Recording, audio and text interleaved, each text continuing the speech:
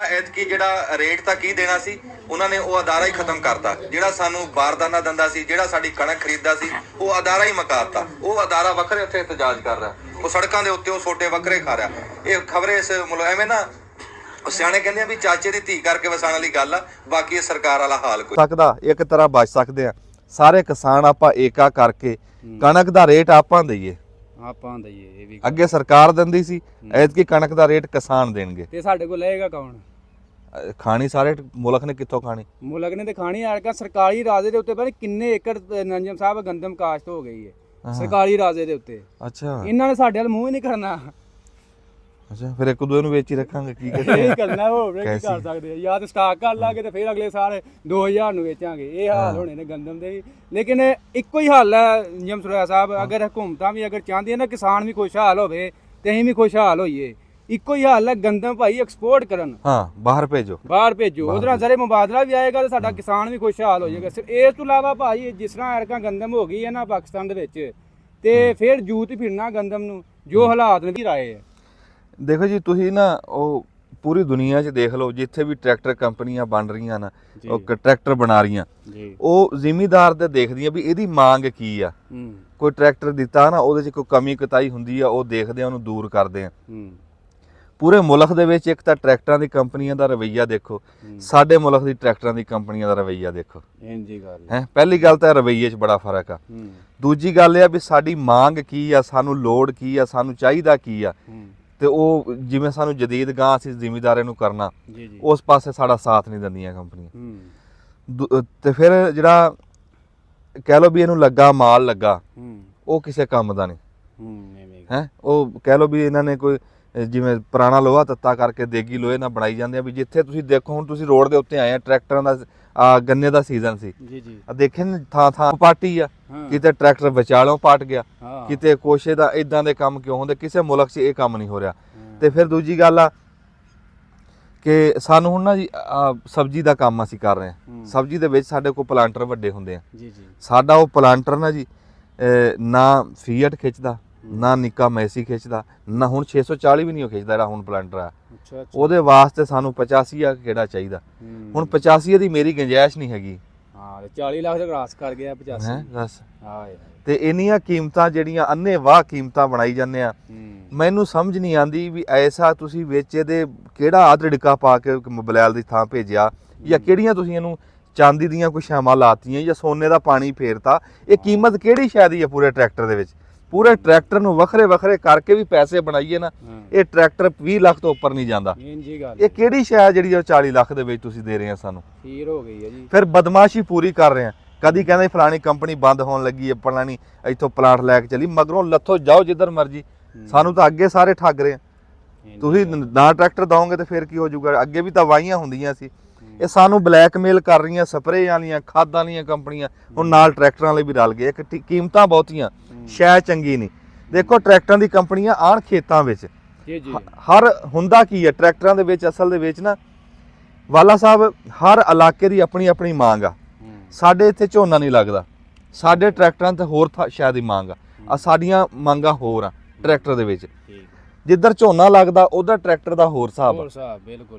ਕਿਤੇ ਮੈਸੀ ਦੀ ਲੋੜ ਆ ਨਿੱਕੇ ਦੀ, ਕਿਤੇ ਵੱਡੇ ਮੈਸੀ ਦੀ ਲੋੜ ਆ, ਕਿਤੇ ਫੀਅਟ ਕਾਮਯਾਬ ਆ, ਕਿਤੇ ਅਲਗਾਜ਼ੀ ਕਾਮਯਾਬ ਚੱਲ ਰਿਹਾ, ਕਿਤੇ 640 ਸਹੀ ਚੱਲ ਰਿਹਾ, ਕਿਤੇ ਫੋਰਡ ਚੱਲ ਰਿਹਾ, ਕਿਤੇ ਰੂਸੀ ਵੀ ਚੱਲ ਰਿਹਾ। ਇੱਕ ਇਲਾਕਾ ਉੱਥੇ ਸਾਰੇ ਰੂਸੀ ਚੱਲ ਰਹੇ ਆ। ਆਪਣੀ ਆਪਣੀ ਮੰਗ ਆ, ਆਪਣੀ ਆਪਣੀ। ਉਹ ਹੋਇਆ ਕੀ ਆ ਕਿ ਜਿੱਥੇ ਜਿਹੜਾ ਨੂੰ ਸੂਤ ਆ ਰਿਹਾ ਨਾ, ਉੱਥੇ ਉਹ ਲੈ ਕੇ ਚਲਾ ਰਿਹਾ ਹੈ। ਤੇ ਜਦੋਂ ਉਹਦੇ ਤੋਂ ਵੱਧ ਕੇ ਥੋੜਾ ਜਿਹਾ ਵੱਡਾ ਕੰਮ ਲੱਭਦਾ, ਮੁੜ ਕੇ ਉੱਥੇ ਉਹਦੀ ਬੱਸ ਹੋ ਜਾਂਦੀ, ਭਾਵੇਂ ਕੋਈ ਟਰੈਕਟਰ ਵੀ। ਹੁਣ ਇੱਕ ਇਲਾਕਾ ਉਹ 600 ਦਾ ਫੀਅਟ ਦਾ, ਹੁਣ ਜਿੱਥੇ ਉਹ ਸਾਰੇ ਫੀਅਟ ਆ, ਉੱਥੇ ਉਹ ਟਰੈਕਟਰ ਕਾਮਯਾਬ ਚੱਲ ਰਿਹਾ ਸਾਰਾ। ਜਿੱਥੇ ਉਹਨਾਂ ਨੂੰ ਕੋਈ ਥੋੜੀ ਜਿਹੀ ਵੱਡੀ ਵੱਟ ਪਾਣੀ ਪੈ ਗਈ, ਉੱਥੇ ਉਹ ਜਵਾਬ ਦੇ ਗਏ ਸਾਰੇ ਫੀਅਟ ਹੀ। ਮੈਂ ਕਹਿੰਦਾ ਕਿ ਕੰਪਨੀਆਂ ਨਿਕਲਣ ਪੰਜਾਬ ਦੇ ਵਿੱਚ, ਆ ਕੇ ਦੇਖਣ ਵੀ ਇਹਨਾਂ ਨੂੰ ਕੀ ਕੀ ਮਾਰ ਆ, ਕਿੰਨਾ ਵਜ਼ਨ ਪਾਣਾ ਕਿਸਾਨ ਨੇ, ਕਿੰਨਾ ਪਾਣਾ, ਕਿੰਨਾ ਇਹ ਖਿੱਚ ਸਕਦੇ ਆ, ਕਿੰਨੀ ਕਪੈਸਿਟੀ, ਕਿੰਨੀ ਲੋੜ ਆ, ਕੀ ਵਹਾਈ ਆ, ਕਿੱਧਰ ਜ਼ਮੀਨ ਸਖਤ ਆ, ਕਿੱਧਰ ਨਰਮ ਆ, ਵੀ ਸਾਰੀਆਂ ਦੇਖ ਕੇ ਨਾ, ਸਾਰੀਆਂ ਮੰਗਾਂ ਉਸ ਹਿਸਾਬ ਨਾਲ ਟਰੈਕਟਰ ਤਿਆਰ ਕਰਨ। ਫਿਰ ਜਿਹੜੇ ਹੁਣ ਟਰੈਕਟਰ, ਜਿਹੜਾ ਇੱਕ ਟਰੈਕਟਰ ਦੀ ਮੈਂ ਸਿਫਤ ਕਰੂੰਗਾ ਕਿ ਇੱਕ ਕੰਪਨੀ ਹੁਣ ਜਿਹਨੇ ਲਿੰਕਾਂ ਨੂੰ ਪੰਪ ਲਾਇਆ, ਦੇਖੋ ਉਹ ਸਾਨੂੰ ਲੋੜ ਸੀ। ਹਾਂ ਉਹ ਲੋੜ ਕਿਦਾਂ ਸੀ, ਜਿੱਥੇ ਸਾਡਾ ਦਿਲ ਕਰੇ ਸੀ ਲਿੰਕ ਰੋਕ ਲਈਏ, ਅੱਗੇ ਹੁੰਦਾ ਨਹੀਂ ਸੀ। ਇਹ ਹਾਈਡ੍ਰੋਲਿਕ 'ਚ ਇੰਨੀ ਜਾਣ ਨਹੀਂ। ਹੁਣ ਉਹ ਪੰਪ ਲੱਗਾ, ਮੈਂ ਦੇਖ ਕੇ ਆਇਆ। ਅੱਜ ਤੁਹਾਨੂੰ ਲੋੜ ਹੈ ਹੀ ਹਾਂ ਇਹ ਜਦੀਦ ਸ਼ਾਹ ਨਾ, ਇਹ 'ਚ ਲੋੜ ਆ ਸਾਡੀ। ਦੇਖ ਯਾਰ ਪਿੱਛੇ ਚਾਹੇ 2000 ਮਣ ਵਜਣਾ, ਮੈਂ ਜਿੱਥੇ ਦਿਲ ਕਰੇ ਉਹਨੂੰ ਰੋਕਾਂ ਜਿੱਥੇ ਹੈ। ਜਿੱਥੇ ਫਿਰ ਉਹਦਾ ਨੁਕਸਾਨ ਅੱਗੇ ਇਹ ਜਾਨੀ ਨੁਕਸਾਨ ਕੀਤੇ ਅਸੀਂ, ਇਹ ਲਿੰਕਾਂ ਦੇ ਨਾ ਰੁਕਣ ਦੀ ਵਜ੍ਹਾ ਤੋਂ ਬੰਦੇ ਵਿਚਾਰੇ ਜਾਨੋਂ ਚਲੇ ਗਏ। ਅੱਛਾ ਫਿਰ ਉਹਦੇ 'ਚ ਇੱਕ ਹੋਰ ਕੰਮ ਉਹਨਾਂ ਨੇ ਕੀਤਾ, ਜਿੱਥੇ ਡਰਾਈਵਰ ਬਹਿਣਾ ਉਹ ਥਾਂ ਨੂੰ ਫੋਟੋ ਵਧਾ ਦਿੱਤਾ। ਹਾਂ ਸਪੇਸਰ ਪਾਇਆ ਵਿੱਚ 9 ਇੰਚ ਦਾ ਜੀ, 9 ਇੰਚ ਦਾ। ਉਹ ਗੱਲਾਂ ਪਸੰਦ ਆਈਆਂ। ਦੇਖੋ ਜਦੋਂ ਇੱਕ ਉਹ ਜਦੋਂ ਚੜੋ ਉਤਰੋ, ਇੱਕ ਤਾਂ ਉਹਦੇ 'ਚ ਤੁਹਾਨੂੰ ਤੰਗੀ ਕੋਈ ਨਹੀਂ, ਕਿਉਂਕਿ ਟਰੈਕਟਰ ਦੇ ਉੱਤੇ ਨਾ ਜੀ ਇਹ ਕੰਪਨੀਆਂ ਨੂੰ ਇਹ ਵੀ ਸਾਡੀ ਮੰਗ ਆ, ਕਹਿ ਲਓ ਵੀ ਲੋੜ ਸੀ। ਹੁੰਦਾ ਕੀ ਆ, ਸਾਰੀਆਂ ਕੰਪਨੀਆਂ ਨੂੰ ਕਹਾਂਗੇ ਵੀ ਬਾਅਦ ਟਾਈਮ ਟਰੈਕਟਰ ਤੋਂ ਸਾਨੂੰ ਬੜੀ ਛੇਤੀ ਉਤਰਨਾ ਪੈਂਦਾ। ਬਿਲਕੁਲ ਕੋਈ ਐਸਾ ਮਸਲਾ ਬਣ ਜਾਂਦਾ, ਐਸੀ ਕੋਈ ਐਕਸੀਡੈਂਟ ਹੁੰਦਾ ਜਾਂ ਕਿਦਾਂ ਛੇਤੀ ਉਤਰ। ਜਿਹੜੇ ਅੱਗੇ ਟਰੈਕਟਰਾਂ ਦੇ ਹਾਲਾਤ ਆ ਨਾ, ਬੰਦਾ ਉਤੋਂ ਉਤਰ ਹੀ ਨਹੀਂ ਸਕਦਾ ਛੇਤੀ, 15 ਮਿੰਟ ਚਾਹੀਦੇ ਆ ਉਤੋਂ ਉਤਰਨ ਵਾਸਤੇ। ਪਰ ਹੁਣ ਜਿਹੜਾ ਉਹਨਾਂ ਨੇ ਉਹ ਫੁੱਟ ਥਾਂ ਵਧਾਈ ਆ, ਉਹ ਬੜੀ ਫਾਇਦੇ ਦੀ। ਉਹ ਤੋਂ ਤੁਸੀਂ ਛੇਤੀ ਛੇਤੀ ਉਤਰ ਵੀ ਸਕਦੇ ਆ, ਛੇਤੀ ਚੜ ਵੀ ਸਕਦੇ ਆ। ਉਹ ਇਹ ਫਾਇਦੇ ਦੀਆਂ ਗੱਲਾਂ। ਅੱਛਾ ਉਹਦੇ 'ਚ ਅਗਲਾ ਟਾਇਰ ਜਿਹੜਾ ਹਾਂਜੀ ਉਹ ਵੀ ਪਸੰਦ ਆਇਆ। ਉਹ ਰੂਸੀ ਦਾ ਟਾਇਰ ਹੁਣ ਗਾਂ ਉਧਰ ਲਿਆਂਦਾ, ਹਾਂ ਦੇਖਿਆ? ਹਾਂਜੀ ਇਸੇ ਤਰ੍ਹਾਂ ਇਦਾਂ ਹੀ ਗੁੱਡੀ ਵਾਲਾ। ਹਾਂ ਦੇਖੋ ਨਾ, ਪਿਛਲੇ ਟਾਇਰਾਂ ਤੇ ਜ਼ੋਰ ਸੀ, ਅਗਲੇ ਟਾਇਰਾਂ ਤੇ ਵੀ ਕੋਈ ਗੌਰ ਕਰੋ। ਹਾਂਜੀ ਹਾਂ ਪਹਿਲੀ ਵਾਰੀ ਕਿਸੇ ਨੇ ਅਗਲੇ ਟਾਇਰਾਂ ਤੇ ਗੌਰ ਉਹ ਅੰਜਮ ਭਾਈ ਕਿੱਥੇ ਤੁਸੀਂ ਦੇਖਿਆ ਟਰੈਕਟਰ ਚਲਾ ਕੇ ਵੀ ਦੇਖਿਆ ਜੇ ਕਿ ਨਹੀਂ? ਉਹ ਚਲਾ ਕੇ ਦੇਖਿਆ। ਉਹ ਉਕਾੜੇ ਦੇ ਵਿੱਚ ਆ ਫਾਰਮ ਚੌਧਰੀ ਤਾਰਕ ਦਾ। ਅੱਛਾ 39 GD ਕੇ ਕੀ ਸਾਦੇ DG ਸਹੀ ਉੱਥੇ।